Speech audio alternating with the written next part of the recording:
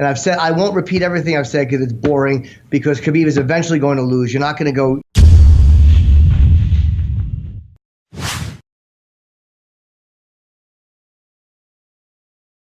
Wait, we have to do picks sometime next week. We have to be out, even through email. I've said Poirier second round KO. Everybody thinks I'm fucking crazy. I get it. Yeah. Well, listen, man. Oh, let's talk about this right now. Hold on a second. Khabib versus Poirier. You think Poirier?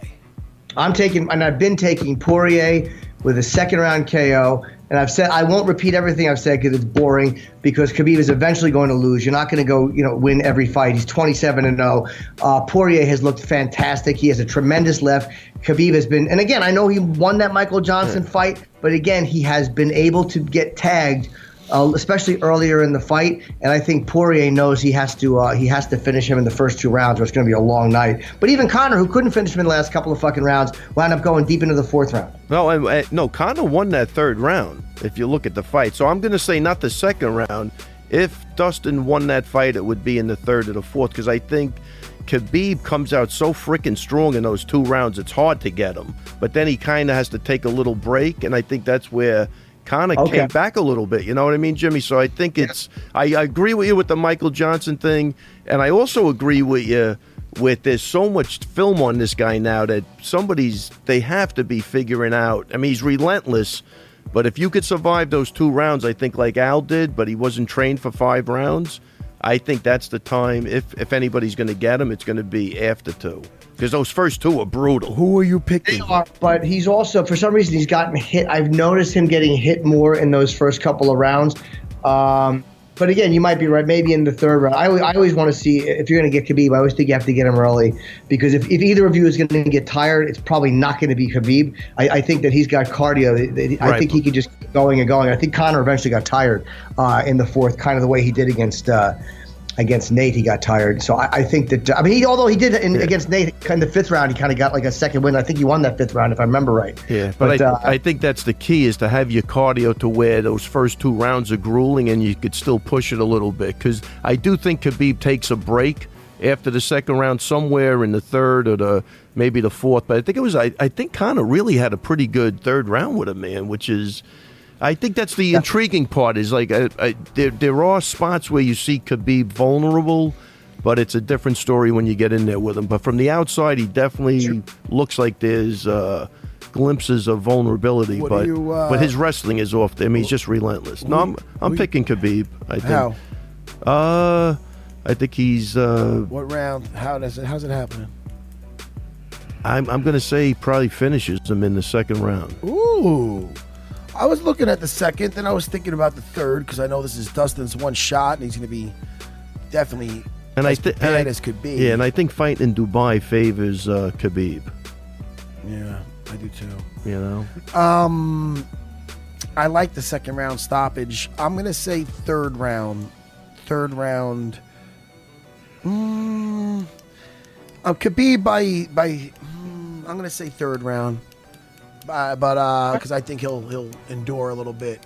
But yeah, 3rd round, I'm going to say submission. 3rd round submission.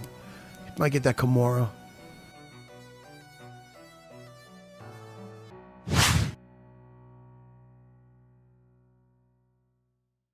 Also, before we go, Kelvin Gastelum, now that is going to fight Darren Till, who's moving up, and his first fight is going to be against Gastelum. It's a tough fight for Till. Yeah, I see. And I like Till a lot. I think Till's a tough dude.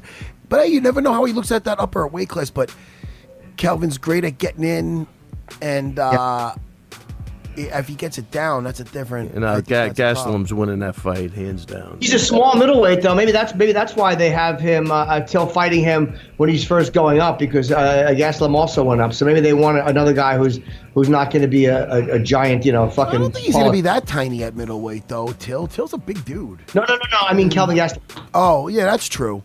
Hey, listen, Kelvin's a effing stud, man. That's a tough first task. But listen, you're in the big show. Yeah, what are you going to do?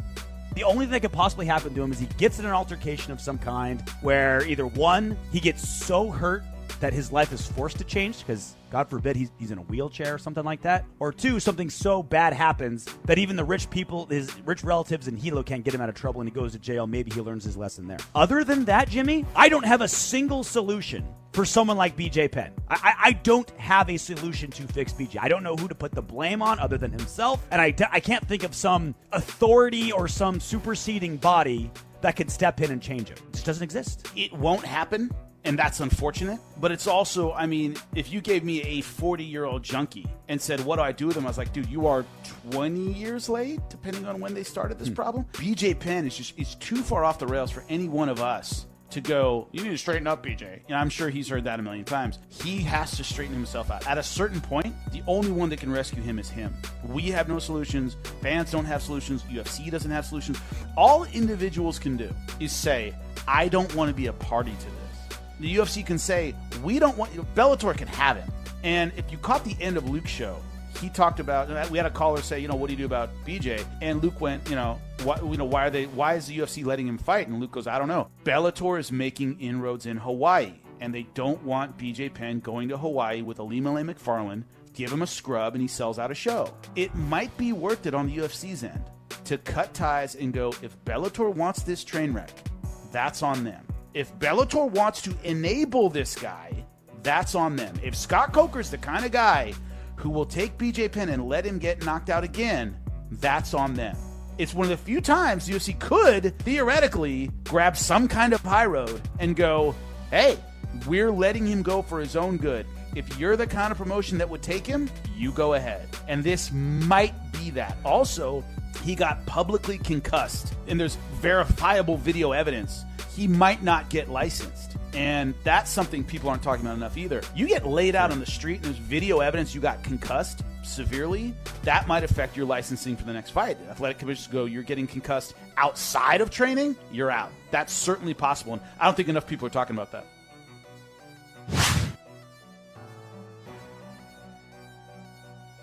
BJ Penn has been involved in another bar fight, if you can believe it, and this one was caught on camera as well.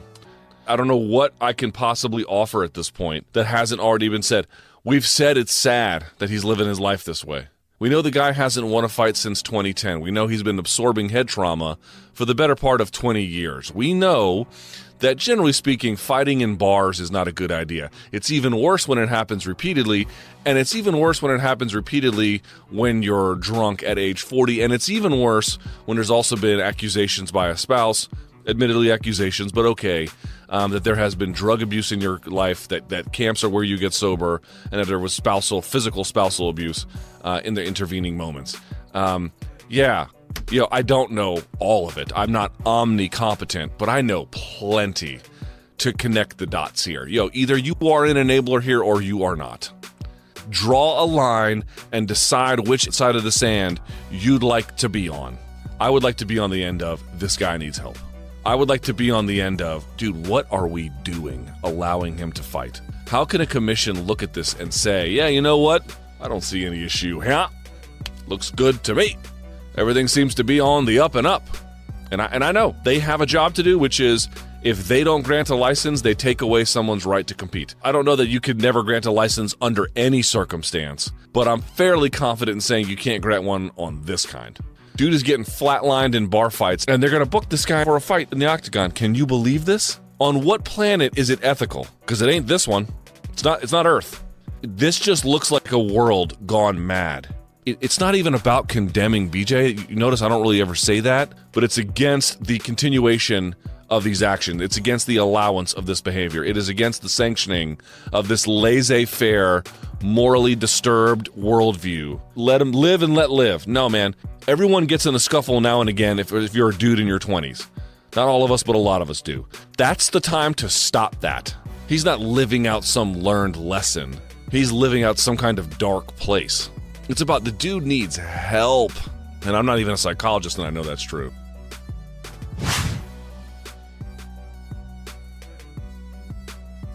Did you guys talk about Rumble Johnson coming back in 2020 in March as a heavyweight?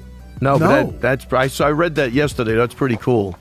Yeah, he has to enter the UFC's drug program. I guess they have to enter that and test a few. I don't know what the process is. But they're looking at him as a heavyweight. How old is Rumble? I probably should have that in front of me. I don't. But he's been out, I guess, for 2 years or a year and a half. Him coming back at heavyweight, maybe he wants a shot at John Jones, or I don't know. Maybe he thinks with Cormier gone, he has a shot. But I'm surprised he's doing that. He's a powerful dude, man. Do you know, Jimmy, that he started out at 170? It's a welterweight. Man, we used to. I knew he fought middleweight. I didn't know he fought at welterweight, too. 170. We used to watch that guy make weight, remember? Because we had Luke fighting at the time. And I'd say, this kid is huge at 170. Yeah. Now he's 205. I think he fought on the same card where I knocked out Frank Trigg. Oh, boy. Really? He did. I swear to God. You can look it up. You think I'm a braggart. So, you think he's close to your age? Jimmy,